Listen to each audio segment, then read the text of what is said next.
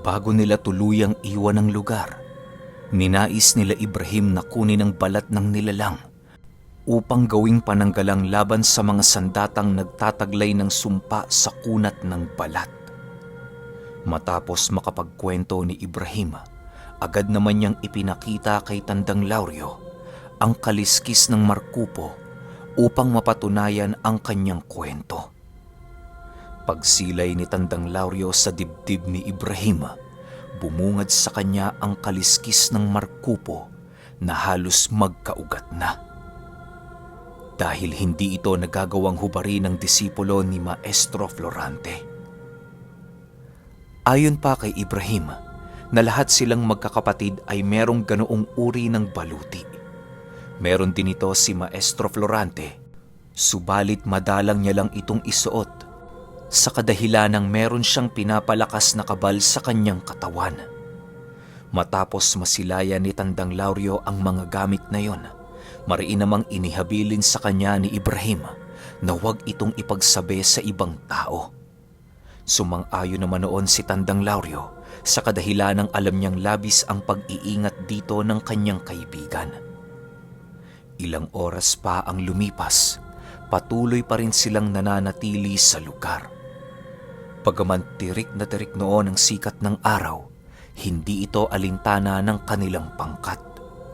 Maging ang mga gabunan noon ni Tandang Lauryo ay nakabilad lamang sa initan na para bang hindi sila nito nagagawang maapektuhan.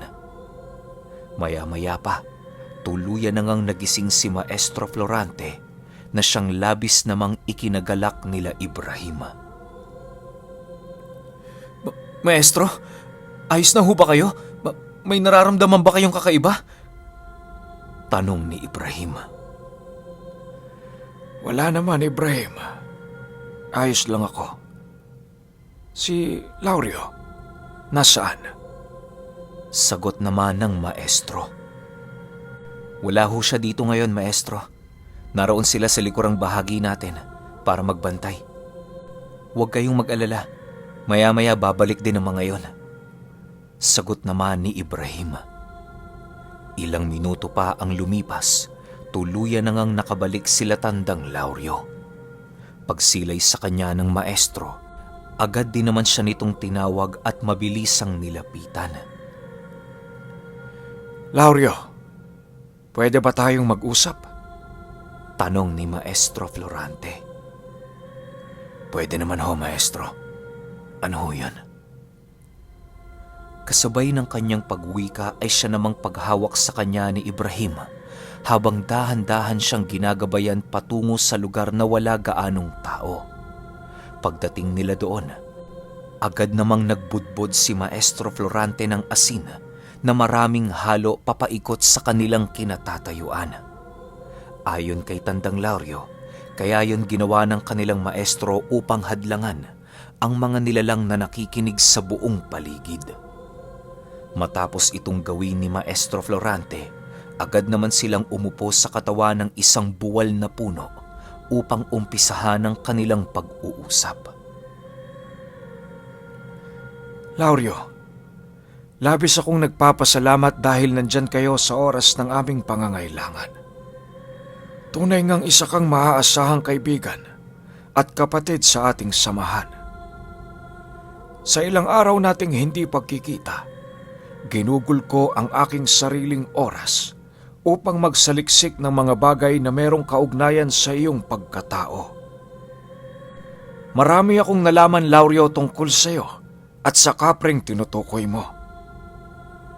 Ngayong nagkaroon na tayo ng pagkakataon makapag-usap ng normal, pakinggan mo lahat ng ilalahad ko. Wika ni Maestro Florante. Kasabay ng pagwika nito ay siya namang pagtahimik ni Tandang Lauryo dahil sa labis na pagkagulat. Bigla noong bumilis ang pagtibok ng kanyang puso na para bang yun na ang kanyang hinihintay na pagkakataon.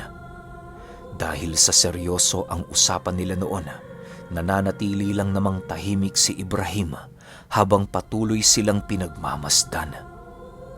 Ilang minuto pa ang lumipas, doon na nga inilahad ni Maestro Florante ang tungkol sa pagiging gabunan ni Tandang Lauryo at sa tunay na anyo ng kanyang alaga. Alam mo, Lauryo, hindi ko na sana sasabihin ang bagay na ito sa iyo. Subalit alam kong kinakailangan mo itong malaman. Bago tayo nagawi sa lugar na ito, ilang ulit akong nagpaalam sa inyo upang bumalik sa aking tahanan. Hindi lang ako tumunganga roon o kung ano paman. Bagkus ay nagtrabaho ko ng nagtrabaho para magawa kong malaman ang iyong sikreto. Sa ilang araw kong pananaliksik sa mga librong sinauna at nabauna sa limot, doon ko nakita ang tungkol sa iyo at ang istorya ng kapreng pinagsisilbihan mo. Wika ni Maestro Florante. Matapos itong sabihin ng maestro, agad naman niyang inilahad ang mga bagay na nais malaman ni Tandang Lauryo. Ayon kay Maestro Florante, na kaya nagagawang mawala ang diwa ni Tandang Lauryo sa oras na sumapi sa kanya ang sigbin sa kadahilan ng hindi talaga sigbin ang alaga niyang yun. Napag-alaman ni Maestro Florante na isa ang alaga ni Tandang Lauryo sa 6 na nilalang na isinumpa ng mga bathala. Nakatago ang mga yon sa isang yungib sa mundo ng mga engkanto kung saan ilang milenyo na silang nanananahan sa lugar na yon. Napag-alaman din noon ni Tandang Lauryo na ang 6 na nilalang ang nagtatangan ng pinakamalakas na aral at karunungan. Sa pagpapatuloy ng kanilang pag-uusap, mas lalo pa siyang naliwanagan ukol sa sigbing palagi niyang kasama. Ibinilin din sa kanya ni Maestro Florante na huwag aabusuhin ang kakayahan nito dahil paniguradong meron itong hinihintay na kapalit. Labis kasing naniniwala noon sila Maestro Florante na lahat ng demonyo ay hindi nagtatrabaho ng libre. Ilang minuto pa ang lumipas, inilahad din ng maestro ang tungkol sa pangkat ng mga purong gabunan na siyang namamahala sa mga tagapamagitan sa lahat ng uri ng mga ikran. Ayon kay Maestro Florante, mas higit na malakas ang pangkat na yon kung ikukumpara kay Tandang Lauryo at sa 15 nitong gabunan. Halos langit at lupa din ang pagitan ng kanilang mga kakayahan at abilidad na kayang maipamalas sa digmaan. Ibrahim, hindi ba't nanggaling ka sa lugar ng Olotanga? Maaari mo bang ilahad dito sa amin ngayon ang taong nagbigay kilabot sa lahat ng baryong naroon? Tanong ni Maestro Florante. Si Ginoong Pilo Carpio hubang tinutukoy mo, maestro? Ang pangalang yan ay hindi namin pinag-uusapan noon pa man sa aming baryo. Marami ang nakakaalala sa hanay ng kanilang pamilya at sa kung anong uri ng pamumuhay ang meron sila. Sabi-sabi noon sa amin noong bata ko na ang pamilyang yon ang nagbibigay katarungan sa aming baryo. Subalit, labis itong kinakatakutan ng mga taong naroon dahil sa purong dugo ng mga berdugo ang nananalaytay sa kanilang mga dugo. Nanginginig at takot na paliwanag ni Ibrahim. Pagkarinig ni Tandang Lauryo ng pangalang yon, tila ba nagbigay ito ng kilabot sa kanyang buong pagkatao. Halos hindi niya magawang maisip kung ano ang pagmumuka ng isang purong gabunan na nagngangalang Pilo Carpio. Ilang minuto pa ang lumipas, agad naman nilang ibinaling sa ibang bagay ang kanilang paksa sa kadahilanang nagiging mainit na ang kanilang talakayan. Maya-maya pa, bigla namang naantala sila Maestro Florante nang marinig nila ang pag-ungol ng albularyong nagkaroon ng sumpa ni Aslug. Dahil sa pangyayari, wala na silang nagawa kung hindi ang itigil ang kanilang pag-uusap upang mapuntahan ang naghihirap nilang kaibigan. Pagdating nila sa kinahihigaan nito, nadatna naman nila itong patuloy na humahagulgol sa pag-iyak habang namimilipit ang kanyang buong katawan. Ramdam nila Maestro Florante ang nararamdaman nitong sakit, kung kaya't agad din naman nilang iniutos sa kanilang mga kasama Nailigpit na ang kanilang gamit upang sila ay makapagpatuloy sa kanilang paglalakbay. Sa pagsapit ng hapon noong mismong araw, naging tahimik naman ang binabagtas na lugar nila Maestro Florante. Halos wala noong nagtatangkang humarang sa kanila o makipaglaro man lang. Kahit papaano, ipinagpasalamat na lamang nila ang ganoong pangyayari sa kadahilanang nagawa nilang makapag-ipon ng kanilang mga lakas. Nang maramdaman nila Tandang Lauryo ang pagtalikod ng araw sa kalupaan, agad namang bumilis ang pintig ng kanilang mga puso sa kadahilanang nagagawa na nilang maamoy ang paglapit ng mga Bertudes. Ilang minuto pa ang lumipas, laking gulat na lamang nila Ibrahim nang bigla silang makarinig ng isang napakalakas na pagbungkal sa ilalim ng lupa. Paglingon nila sa kanang bahagi ng kanilang kinatatayuan, doon lumitaw ang isang Bertudes na hindi pangkaraniwan ang kaanyuan. Pagsilay nila sa nilalang na yon, halos hindi nila mapigilang magulat sa kadahilanang kitang-kita nila ang pag-ahon nito sa ilalim ng lupa. Meron itong nanlilisik na mga mata at halos ilang pulgadang pangil na siyang nagiging mapanganib sa nilalang na yon. Mahaba din ang braso nito at meron itong binti na halos maihahalin tulad mo sa isang kalabaw. Dahil sa kakaibang kaanyuan ng nilalang, kung kaya't hindi inaasahan nila Tandang Lauryo na isa ding pinuno ng mga Bertudes ang nilalang na yon. Maya-maya pa, bigla namang nagsiuslian sa ilalim ng lupa ang iba pa nitong mga kasama at dahan-dahang lumapit sa unang nilalang na lumitaw sa kanilang kinaroroonan. Ilang minuto pa ang lumipas, bigla namang nagwika ang pangwalong pinuno ng mga Bertudes ng Maligayang pagdating sa domi ng aking kapangyarihan. Pasensya na kayo mga panauhin, dahil hanggang dito na lamang ang inyong paglalakbay. kasabay ng pagwika nito ay siya namang dahan-dahan itong pagbago ng kanyang anyo hanggang sa maging isa na itong ordinaryong tao. Nang masipat ito nila Tandang Lauryo, wala naman silang nagawa kung hindi ang ilabas ang kanilang mga armas bilang paghahanda sa nalalapit na digmaan. Sila Maestro Florante naman noon, nananatiling nakatayo lamang sa kanilang kinaroroonan habang patuloy na pinagmamasdan ang buong paligid. Maya-maya pa, doon na nga nila nakita ang pagbunot ng mga Bertudes ng kanilang mga armas. Ayon kay Tandang Lauryo, na ang mga sandatang tangan ng mga ito ay halos napakalayo ng anyo sa kanilang mga sundang at talibong.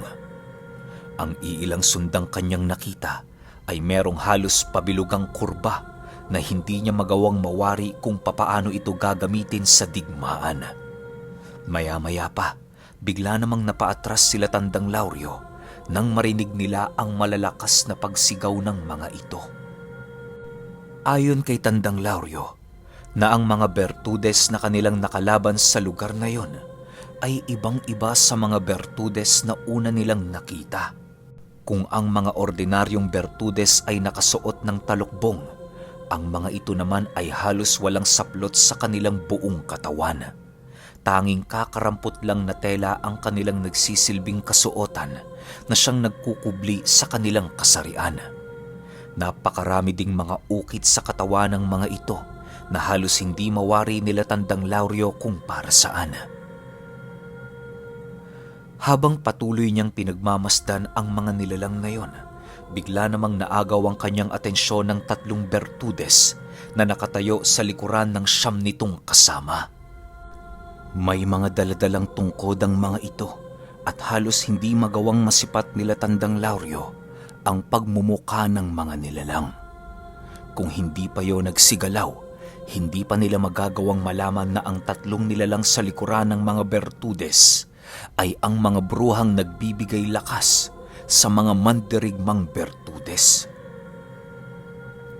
Sa pagpapatuloy ng kanilang pagmamasid, bigla namang nabaling ang atensyon ni Tandang Lauryo kay Maestro Florante nang bigla itong nagwika ng Laurio, dito ka sa likod. Ibigay niyo sa aming mga albularyo ang paunang hanay para sa digmaang ito. Sumugod lamang kayo kapag nakita niyo na ang hudyat ko. Kasabay ng pagwika nito ay siya namang pagyuko ni Tandang Laurio bilang tanda ng kanyang pagsang-ayon. Matapos niya itong gawin, agad din naman silang tumungo sa likurang parte upang tugunin ang pagnanais ng maestro. Para sila noong mga aninong nawala sa hanay ng mga albularyo na siya namang labis na ikinagulat ng mga Bertudes. Ilang minuto pa ang lumipas, doon na nga nasipat nila Maestro Florante ang pagsalakay ng mga nilalang patungo sa kanilang kinaroroonan. Nang masipat naman ito ng 3 disipulo ng maestro, mabilis na namang tumakbo ang mga ito patungo sa unang bahagi ng kanilang pangkat. Pagdating nila sa lugar na yon, agad namang nagbago ang kanilang anyo at kasabay nito ang pagtawag nila sa kanilang mga espiritual na armas. Si Maestro Florante naman noon, piniling tawagin ang 3 engkanto na siyang pangunahing ginagamit niya sa pagpako ng mga nilalang, kagaya ng mga engkanto at elemento.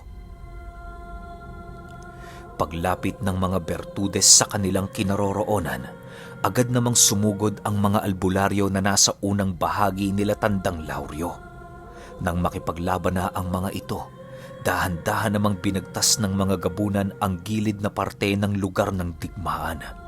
Doon nila piniling manatili habang naghihintay sa senyales na ibibigay ng maestro.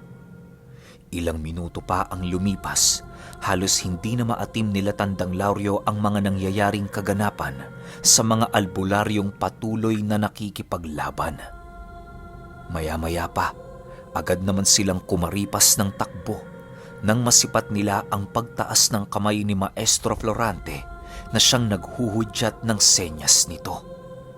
Matapos nila itong makita, agad naman nilang binagtas ang daan patungo sa mga albularyo na nahihirapan na sa digmaan. Si Tandang Laurio naman noon, ninais na lapitan sila Ibrahim nang sa gayoy magawa niya itong matulungan. Habang papalapit si Tandang Laurio sa kanyang kaibigan, bigla naman niyang nasilayan ang isang Bertudes na tumatakbo patungo sa kanyang kinaroroonan. Dali-dali naman niya itong sinalubong kasama ang kanyang sigbing alaga. Sa pagbanggaan nilang dalawa, agad naman itong sinunggaba ng sigbin at mabilis ang pinagtatataga ni Tandang Laurio. Halos hindi niya ito binigyan ng pagkakataong makagante sa kadahilanang nagmamadali siyang makalapit sa kanyang mga kaibigan.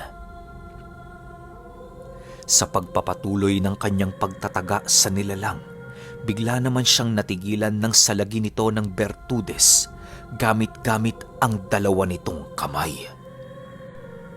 Mukha yatang nagmamadali ka, Ikran.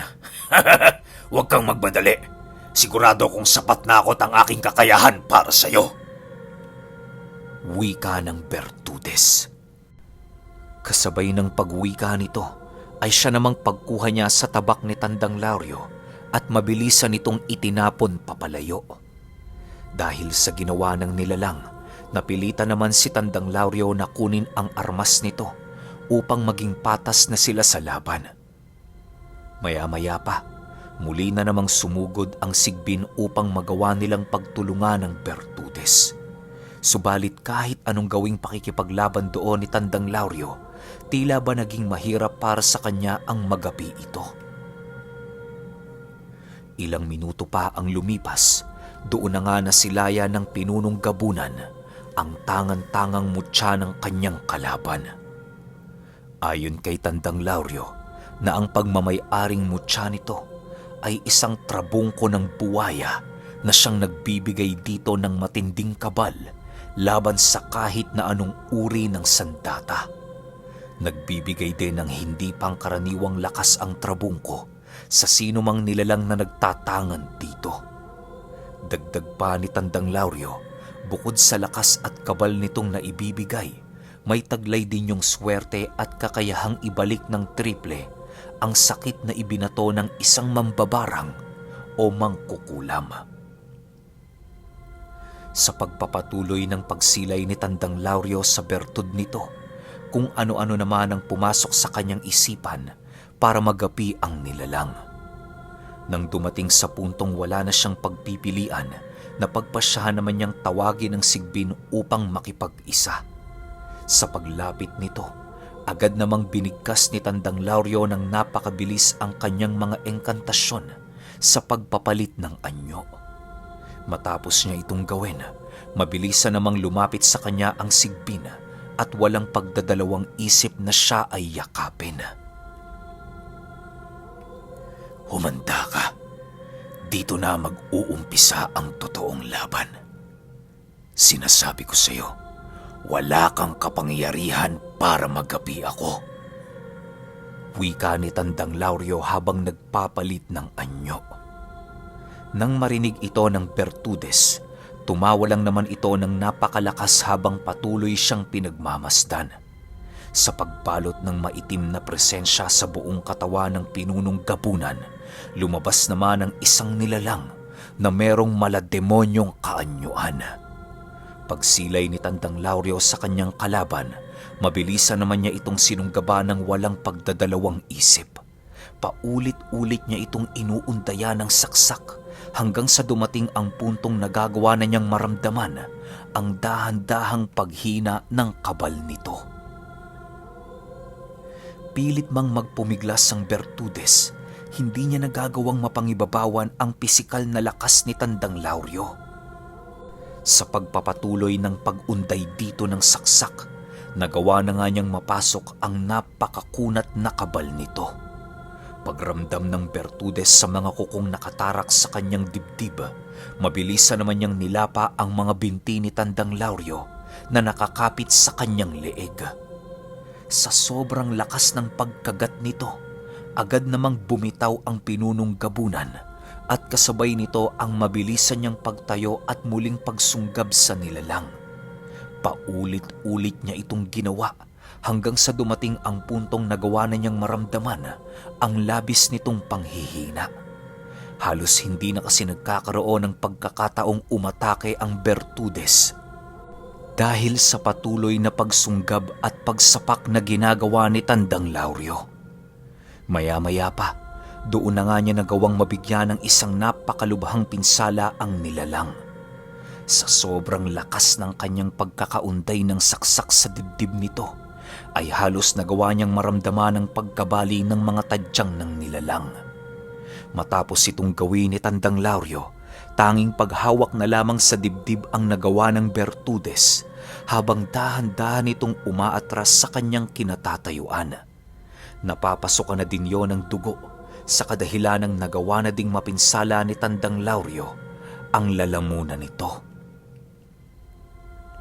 Ilang minuto pa ang lumipas, bigla na lamang bumagsak ang Bertudes sa lupa na dahan-dahang nawala ng buhay. Bago ito tuluyang mamatay, agad naman yung nilapitan ni Tandang Lauryo at pinagtangka ang lamunin ang kaluluwa nito. Sige na, Lauryo. Higupin mo na ang kaluluwa ng demonyong yan. Pangako, magkakaroon niya ng silbi para sa bago nating kakayahan. Patuloy ka lang umangat at susuportahan kita sa lahat ng bagay na iyong hinahangad.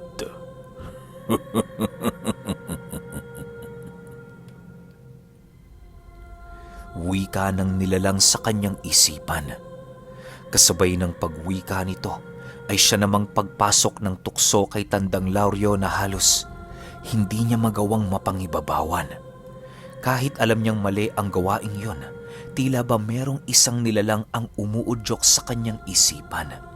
Nang hindi na niya magawang mapangibabawan ng tukso, wala nang nagawa si Tandang Lauryo kung hindi lamunin ang kaluluwa ng Bertudes na nag-aagaw buhay. Segundo lamang noon ang itinagal nang magawa niyang maisakatuparan ang kanyang nais. Matapos niya itong gawin, muli na naman niyang naramdaman ang pagtawag ng nilalang at kasabay nito ang mabilisang pagkawala ng kanyang diwa. Matapos itong gawin ni Tandang Lauryo, Agad namang napalingon sa kanyang kinaroroonan si Maestro Florante. Nang masipat nitong tuluyan na siyang napangibabawan ng nilalang, agad naman niyang tinawag sila Ibrahim upang mabigyan ng abiso ukol sa kasalukuyang nagaganap kay Tandang Lauryo. Hindi naman ito nagawang malaman ng mga Bertudes sa kadahilan ng tanging senyales lamang ang kanilang ginawa noon. Matapos maipakalat ni Ibrahim ang nangyayari kay Tandang Lauryo, agad namang nagsilikas papalayo ang mga albularyo. Maya-maya pa, bigla namang naantala ang kanilang pakikipaglaban nang marinig nila ang napakalakas na pagsigaw ng pinunong gabunan. Kasabay ng pagsigaw nito ay siya namang pagtitig niya sa lugar na kinaroroonan nila Maestro Florante nang sa hindi malamang dahilan. Ilang minuto pa ang lumipas, agad namang nag-umpisang gumalaw ang katawan ni Tandang Lauryo papalapit sa kinaroroonan ng mga Bertudes. Wala nang nagawa noon ang maestro kung hindi ang umatras ng pansamantala upang pagmasdan ang mga susunod na pangyayari. Ang mga Bertudes naman noon, piniling harapin ang kaanyuan ni Tandang Lauryo na parabang yon ang pagkakataon na kanilang hinihintay. Matagal ko nang hinihintay ang labanang ito, demonyo. Sa wakas, maipaghihiganti ko na din ang aking mga kapatid na iyong napaslang. Humanda ka dahil pinapangako ko, sasapitin mong sinapit ng mga kapatid ko. Sigaw ng pinunong Bertudes. Kasabay ng pagwika nito ay siya namang pagsigaw niya ng napakalakas ng mga kataga na halos hindi magawang maintindihan nila Ibrahim. Maya-maya pa, bigla namang nasipat nila Maestro Florante ang isang pulutong ng mga gagamba na dahan-dahang pumapalibot sa katawan ng pinunong Bertudes. Alam nilang lilitaw na ang totoong anyo nito na siyang hudyat sa pag-uumpisa ng huling yugto ng digmaan. Okay.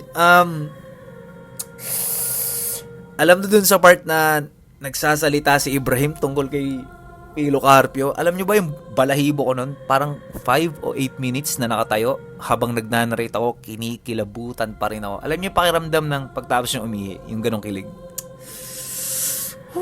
Tapos yung huling yugto ng digmaan. So ibig sabihin, matatapos na tong gera na to sa mga Bertudes. Ano kaya mangyayari, no? Pero hindi ko na ibibitinin pa. Sunod na kagad natin yung 30 kasi maski ako excited na ako ano mangyayari. Yun na lang ha, pahintay ako. Salamat.